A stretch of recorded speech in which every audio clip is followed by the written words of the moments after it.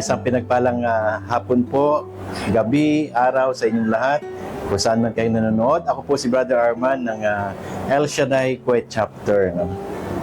Ako po ay napasok sa gawain ng ating Panginoong Yahweh El Shaddai sa pamamagitan ng aking wife na ngayon, no, na dati kong girlfriend. Dahil siyempre girlfriend, papalakas sa magulang, ganyan. So siyempre, sasama ako umatin ng mga gawain. Siguro umpisa pa yun kasi sa Rizal Stadium pa yun, no? Until talagang one time nakatin ako ng CLSS ng ating gawain. At doon noong una, sabi ko parang sabi ko, ano bang mga ginagawa nito mga to? Parang sabi ko pataas-taas ng kamay, iyak-iyak. Pero alam niyo po, during baptism talagang si Brother Arman talaga namang di ko maintindihan kung ano yung feeling ng nararamdaman ko. Halos maghalo na yung luha, sipon, uhog, iyak, no? Talagang by that very moment talagang natouch ako ng Panginoon I was really surrendered that time Doon nagsimula yung journey ko sa pagiging pag-attend ng gawain sa ating Panginoon Diyos. So, minsan ako pa yung magyayaya na attend tayo ng gawain, gano'n.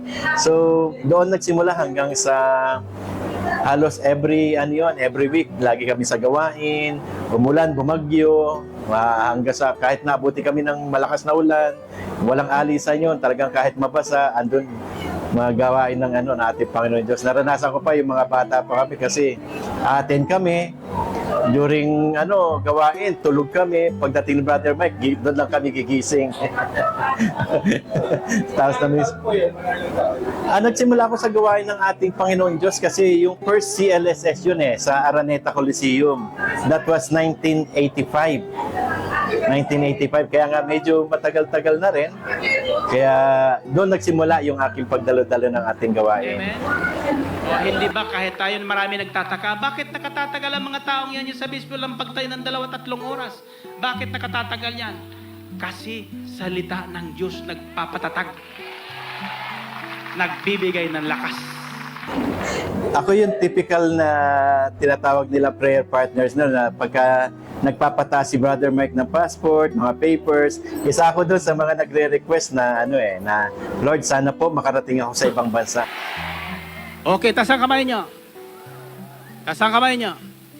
As I said, these are God's inspired ways. If you are not going to doubt, but you are going to believe, when 2 or 3 agree on earth and their prayer, God will answer. Gusto nyo makarating sa ibang bansa? Upang maghatid ng mabuting balita? Siguruhin nyo lang yan. Okay, tumingala kayo. Isipin nyo ang bansa na gusto nyo puntahan. Bibilang ako ng 3, isisigaw na malakas ang bansang yan. Pag-isip muna kayo, huwag kayo magdalawang isip. Isipin nyo kung saan. Baka maisigaw nyo yan. Baka maisigaw nyo Iraq. O baka maisigaw nyo sa, ano ba yung may gulod dyan sa Indonesia? Sa Estimor. Sa Bakay, magandang mission yun doon. O kalitas ang 2 kamay, tingala kayo. Bibilang ko ng 3 sa 3 bilang. Isis kayo malakas ang pangalan ng bansa at sasabayan nyo ng 3 talon. Yung pinakamataas na talon. Pagkatapos niyan, sa 1 linggo, pumunta na kayo sa embassy ng bansang yon. Dalhin nyo ang passport nyo. At sabihin nyo, pupunta ako sa bansa nyo. Pag sinabi niya, sino nag-utos sa inyo? Sabihin nyo, si El Shaddai. Amen? Maniwala kayo, hihipuin ni El Shaddai ang konsol na yan. Amen? O tingala. 1, 2, 3.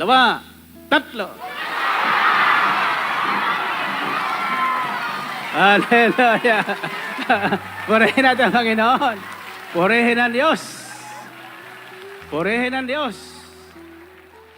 At talagang napakabait na ating Panginoong Yahweh El Shaddai. Niloob niya na makapunta ako dito sa bansang Kuwait. At that was the year 1991, no? So 91, talagang dahil I was longing for na gawain ng ating Panginoon Diyos. Unfortunately, by that time, wala pang gawain dito ng ating Panginoon Diyos 1991, 92, then 1993, I was really surprised, no? Kasi naka-receive ako ng letter locally, ibig sabihin locally, galing lang dito sa bansang Kuwait. So, sabi ko, naisip-isip ko, sino naman yung magsesend sa akin ng letter dito, no? Then, when I was open it, I was really surprised, no? Kasi galing iyon doon sa ating kauna-unahang coordinator ng Kuwait chapter, no? Si Brother Rex Contrata, ating nasirang Brother Rex Contrata, no? Wala na kasi siya ngayon. Informing me na meron na daw gawain dito. That was 1993, no? Meron na daw gawain dito. Then, nung umatin ako, nagkausap kami ni Brother Lex, I asked him, sabi niya, paano mo nakuha yung mga address namin dito? Sa madaling salita, kinuha niya lahat yung mga address ng mga registered prayer partners, no, sa Pilipinas na nandito sa Kuwait. And talagang tsinaga niya na sulatan isa-isa. At isa po ako doon sa mapalad na sinulatan niya.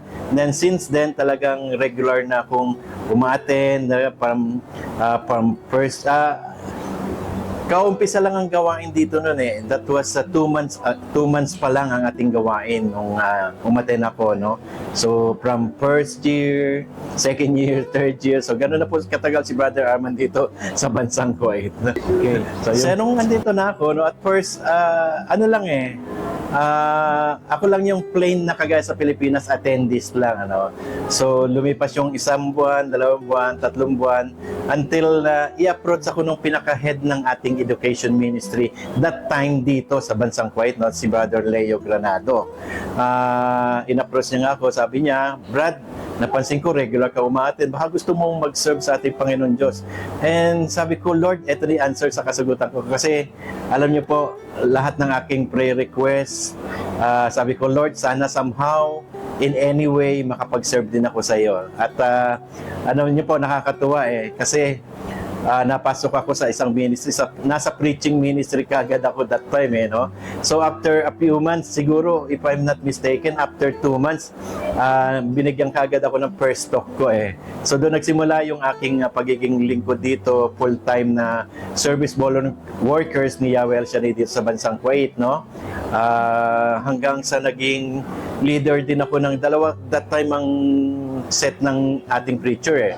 Isang junior at isang senior. Till ako yung naging leader ng junior, marami-rami kami noon kasi marami tayong prayer group dati dito sa bansang Kuwait eh. If I'm not mistaken, nasa mga 8 prayer group, no? At kaya marami din tayong mga preacher dati dito locally. Hanggang sa nawala na yung junior, senior, naging isa na lang. At ang inyong lingkod din yung pinalad na pamunuan yung ating education ministry. So, during pagiging workers ko dito, marami na rin ako hinawakang ministry, no? Auxiliary, hindi ko lang yata napuntahan yung music ministry. Okay? Then, until na talagang siguro, will na rin ng ating Panginoon Diyos, niloob din niya na isa ako sa mga maging council member dito sa bansang Kuwait. Until now, andun pa rin yung ating pagpipreach, andun pa rin yung ating paglilingkod bilang isang council ng ating Kuwait chapter, El Shaddai Kuwait chapter.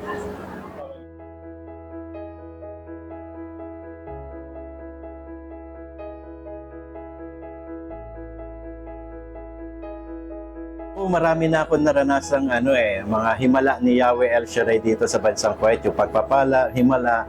Pero yung isang himala na hindi ko talaga makakalimutan is yung na-aksidente ako. Pauwi ako noon galing sa trabaho dahil traffic, huminto ako. So medyo maluwag pa yung sa likuran ko. Pero nung tinignan ko siya sa front mirror, talagang napansin ko may isang sasakyan na napakabilis na siguro hindi nakatingin doon sa harapan niya, either nagse-cellphone, talagang tingin ko babanggain niya ako eh. So wala akong nabanggit kundi sabi ko, Lord, ipinagkakatiwala ko na sa iyong buhay ko, ingatan at ilayo niyo po ako. Alam niyo po, hindi ako nagkamali sa aking inala, talagang binangga niya po ako. Alam niyo po, sa sobrang lakas, no, may island yun eh, yung island na ganon. Tumalsik po ako, yung sasakyan ko, hindi ako, yung sasakyan ko, yung buong sasakyan, tumalsik dun sa kabilang side. At dahil sa kabilang side po, may mga mabilis na parating. Alam niyo po, yung paglanding ng sasakyan ko sa kabilang side, may mabilis. Binangga rin uli ako noon. Talagang yung sasakyan ko, umikot-ikot. Hindi ko na alam kung ano nangyari sa akin. Pero alam niyo po, ito yung sabi kong hindi ko makakalimutang himalain. Sirang-sira po yung aking sasakyan. Kung pwede nating sabihin total wreck, no, walang pakikinabangan. Pero si Brother Arman po, himalang, walang galos, walang gasgas. Ano po, normal yung nahilo ko kasi talagang yung alog, yung ikot mo sa sasakyan, medyo nahilo ako. Pero talagang iningatan po ako ni Yahweh El Shaddai. Kaya yun po yung talagang himala na hindi ko makakalimutan sa aking buhay. Parang medyo mahirap yung next question. Kung bibigyan daw ng pagkakataon kausapin ko yung lumang sarili ko, ano daw yung sasabihin ko? Well, actually, hindi naman ako talaga ganon kasamang tao. No? Wala din akong bisyo, hindi rin ako nagdroga, hindi rin ako naging manginginom. Yung bisyo ko talagang, siguro kain lang talaga, tambay, yun lang. No? Pero kung magpakaroon akong pagkakataon kausapin ko yung aking sarili, so siguro mas maaga ko pang nakilala ang ating Panginoong Diyos. No? Kasi noon, parang pakiramdam ko walang direksyon yung aking buhay. Kontento na akong kumakain araw-araw, nakikita ko yung barkada ko, nakikita ko yung mga kaibigan ko, pero parang wala akong plano sa aking buhay. Pero since no nakilala ko ang ating Panginoong Yahweh El Shaddai, parang nagkaroon siya ng tamang direksyon na yung hindi lang pala sapat na tayo mabuhay dito sa mundo, kundi dapat andun din yung kapiling natin sa ating pamumuhay dito sa mundong ito, dapat kapiling natin ang ating Panginoong Yahweh El Shaddai. So siguro yun yung magandang sabihin ko yung nakilala ko siguro ng mas maaga ang ating Panginoong Yahweh El Shaddai. Siguro kung yung ipapaalala sa lahat tungkol sa ating Panginoong Diyos, totoo na minsan mahirap ang buhay, minsan nakala natin walang Diyos, minsan nakala natin wala tayong kakampi, pero ito lang yung during aking paglilingkod, ito lang yung napatunayan ko hindi tayo iniiwan ng ating Panginoong Diyos. Minsan pakiramdam natin wala dyan ang Diyos, pero hindi ang Diyos ang wala, kundi tayo yung nakakalimot sa ating Panginoon Diyos. Kaya pakatanda lang po natin, laging andyan ang Diyos na handang tumulong sa bawat isa sa atin.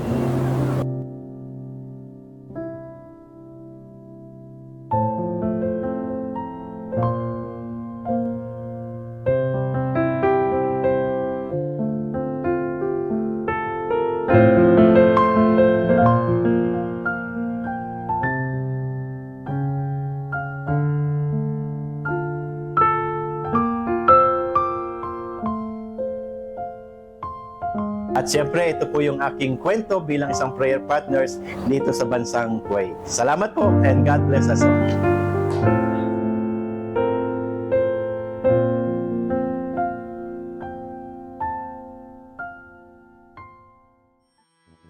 At siyempre, sa nalalapit na June 26 po, ang El Shaddai Kuwait Chapter ay magdiriwang ng ika-33 taong anibersaryo. Sa 33 taong po niyan na nakalipas, nasaksihan ni Brother Arman kung paano kumilos ang ating Panginoong Yahweh El Shaddai, no, dito sa bansang Kuwait, kung paano kumilos sa lahat ng mga anak niya dito sa bansang Kuwait, mga SBW workers ni Yahweh El Shaddai dito sa bansang Kuwait.